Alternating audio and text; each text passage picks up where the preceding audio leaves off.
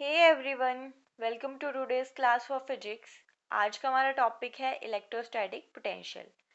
Class start करने से पहले अगर आप लोग चैनल पर नए हैं तो चैनल को सब्सक्राइब ज़रूर कर दें, जिससे कि नई वीडियोस की अपडेट आपको मिलती रहे। तो इलेक्ट्रोस्टैटिक पोटेंशियल क्या होता है? मान लो कोई यूनिट पॉजिटिव चार्ज है इन्फिनिटी पे, और किसी पॉइंट पे मान लो वो पॉइंट पी है। उस पॉइंट तक हमें क्या करना है, इस यूनिट पॉजिटिव चार्ज को लेके आना है इन्फिनिटी से। तो उसके लिए जितना वर्क करेगी एक्सटर्नल फोर्स, उस वर्क डन को क्या बोला जाएगा? Electrostatic potential. ओके, और इसे डिनोट किससे करेंगे? वी से करेंगे। मतलब जितना वर्क डन हुआ वो किसके बराबर हो जाएगा? इलेक्ट्रोस्टैटिक पोटेंशियल के बराबर। क्या हुआ? फिर से एक बार बताती हूँ कि जब हमें क्या करना है, इन्फिनिटी से किसी यूनिट पॉजिटिव चार्ज को लेके आना है एट सम पॉइंट, तो उसके लिए जो एक्सटर्नल फोर्स है जितना वर्क डन करती है उसे क्या बोला जाता है? इलेक्ट्रोस्टैटिक पोटेंशियल बोला जाता है। ओके, तो ये क्या आ गया? इलेक्ट्रोस्टैटिक पोटेंशियल आ गया, जिसे V से डिनोट करते हैं। जैसे कि क्वेश्चन किस तरह का पूछा जा सकता है? क्वेश्चन है हमारे पास, the work done in bringing a unit positive charge from infinite distance to a point at a distance x from a positive charge q is w। क्या बोला इस सिचुएशन में?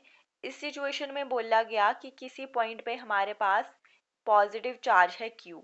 मान लो ये पॉइंट r है, और कितना डिस्टेंस है? x डिस्टेंस पे एक पॉइंट है p। उस पॉइंट तक, इस पी पॉइंट तक इन्फिनिटी से हमें क्या लेके आना है? एक यूनिट पॉजिटिव चार्ज को लेके आना है, जिसके लिए कितना वर्क डन हुआ? W के बराबर वर्क डन हुआ, गिवन है ऑलरेडी हमारे पास। तो हमें बताना है कि इस पॉइंट पे जो पोटेंशियल है वो कितना होगा। तो ये क्या चीज आ जाएगी? जब वर्क डन किया जाता है by external force to bring a unit positive charge from infinity, उसे क्या बोला जाता है? उसे इलेक्ट्रोस्टैटिक पोटेंशियल बोला जाता है। V से डिनोट करते हैं, और वो किसके बराबर होता है? उस वर्क डन के बराबर होता है। तो यहाँ पे वर्क डन कितना है? W दिया है। ऑप्शंस में भी हमारे पास क्या है? W की फॉर्म में ऑप्शंस हैं। तो work done is equal to कितना हो जाएगा? Electrostatic potential. और हमें पोटेंशियल ही बताना है, तो यहाँ पे राइट आंसर कौन सा दिख रहा है आप सबको? Yes, B is the right answer. कितना होगा? पोटेंशियल भी उस वर्क डन के बराबर होगा, मतलब W होगा। ओके, समझ आ गया होगा ये। नेक्स्ट किस तरह का क्वेश्चन है? नेक्स्ट है, a test charge is moved from lower potential point to a higher potential point. एक हमारे पास टेस्ट चार्ज है। टेस्ट चार्ज क्या हो सकता है? क्यू मान लिया जैसे हमने। उसको क्या किया? लोअर पोटेंशियल से हायर पोटेंशियल पर लेके गए। क्या किया? हमने कुछ काम किया, वर्क डन किया, मतलब एक टेस्ट चार्ज को लोअर पोटेंशियल से हायर पोटेंशियल तक ले जाने के लिए। तो जो पोटेंशियल एनर्जी है of the test charge will, तो इस टेस्ट चार्ज की, इस क्यू की जो पोटेंशियल एनर्जी है वो क्या होगी? पोटेंशियल एनर्जी क्या होती है? पोटेंशियल एनर्जी होती है किसी ऑब्जेक्ट के पास उसकी पोजीशन की वजह से जो एनर्जी स्टोर्ड होती है, उसे क्या बोला जाता है? पोटेंशियल एनर्जी, जिसे हम किससे डिनोट करते हैं? mgh से डिनोट करते हैं। इसका ये मैथमेटिकल फॉर्मूला आ गया। तो जब किसी टेस्ट चार्ज को मूव किया जाता है लोअर पोटेंशियल से हायर पोटेंशियल पे, तो जो पोटेंशियल एनर्जी है उस चार्ज की, ऑब्जेक्ट की, वो क्या हो जाती है? डिक्रीज हो जाती है। तो राइट आंसर आ गया सी। ओके, क्या बोला कि जब भी कोई टेस्ट चार्ज को लोअर पोटेंशियल से हायर पोटेंशियल पे मूव किया जाएगा, तो जो पोटेंशियल एनर्जी होगी वो क्या होगी? डिक्रीज होगी। ओके, नेक्स्ट क्वेश्चन है, इन रीजन ऑफ कांस्टेंट पोटेंशियल। क्या है? एक रीजन है कांस्टेंट पोटेंशियल पे। कांस्टेंट पोटेंशियल वाला रीजन कब हो सकता है? जब इलेक्ट्रिक फील्ड क्या हो? जीरो हो, और इलेक्ट्रिक फील्ड ज़ीरो होने का क्या मतलब होता है कि जो रीजन है उसके अंदर क्या होगा, कोई भी चार्ज नहीं होगा। चार्ज क्या होगा, ज़ीरो होगा। क्या हुआ, कांस्टेंट पोटेंशियल होने का मतलब क्या हुआ कि जो इलेक्ट्रिक फील्ड है वो ज़ीरो होगी।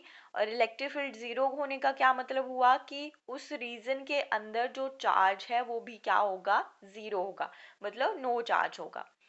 तो ऑप्शंस हैं जैसे the electric field is uniform या electric field is zero. Yes, ये तो ठीक है, इलेक्ट्रिक फील्ड क्या होनी चाहिए, ज़ीरो होनी चाहिए।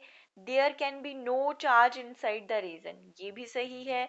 बी और सी क्या है, करेक्ट हैं। तो डी ऑप्शन में क्या दिया गया है, both B and C are correct.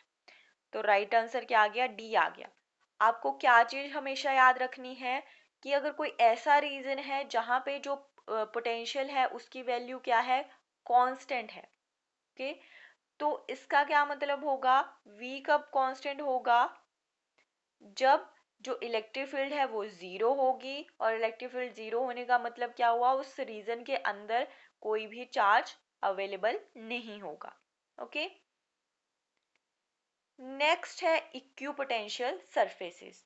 Equipotential surfaces कौन से सरफेसेस होते हैं, जहां पे जो पोटेंशियल है उसकी वैल्यू सरफेस के सारे पॉइंट्स पे क्या हो, कांस्टेंट हो, उन्हें क्या बोला जाता है, इक्विपोटेंशियल सरफेसेस बोला जाता है।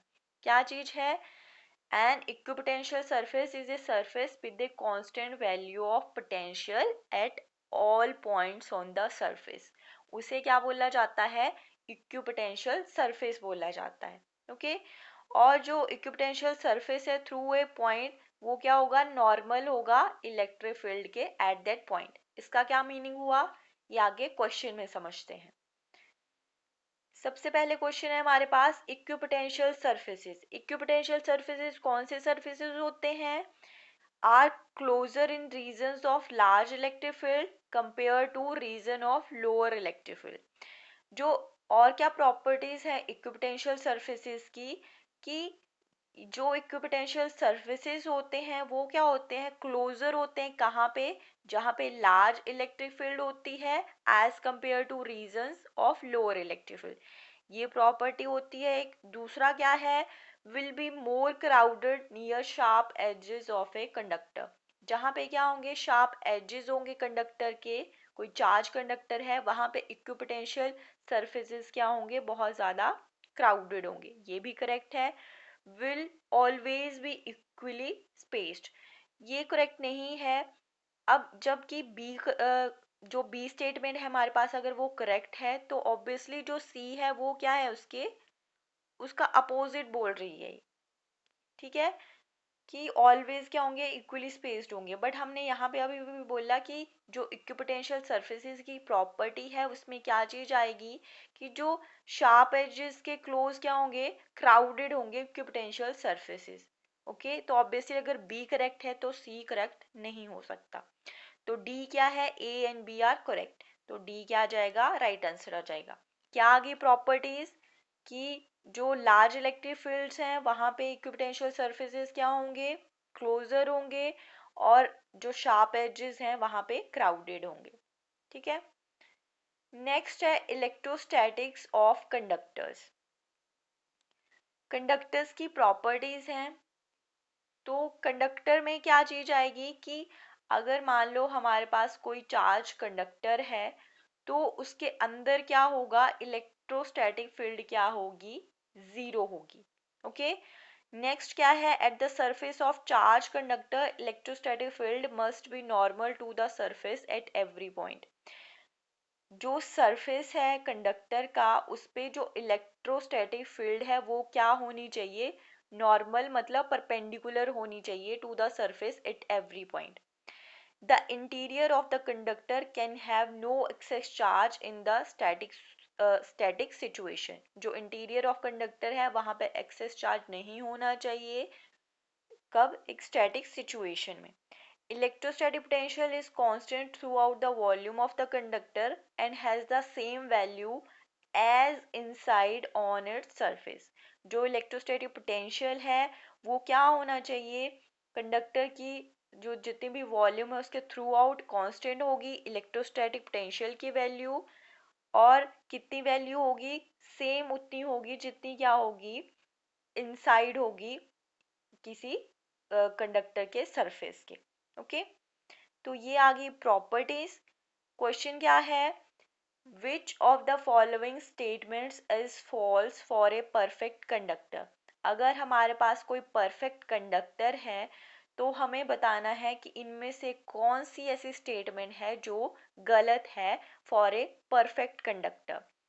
तो परफेक्ट कंडक्टर कैसा होता है, जहाँ पे the surface of the conductor is an equipotential surface. Correct है, एक परफेक्ट कंडक्टर के केस में इक्विपोटेंशियल सरफेसेस होने चाहिए। The electric field just outside the surface of a conductor is perpendicular to the surface. ये अभी अभी प्रॉपर्टी हमने डिस्कस करी कि जो सरफेस है उस पे क्या होगी, इलेक्ट्रिक फील्ड क्या होगी, परपेंडिकुलर होगी कंडक्टर के। ये भी करेक्ट है। The charge carried by conductor is always uniformly distributed over the surface of a conductor।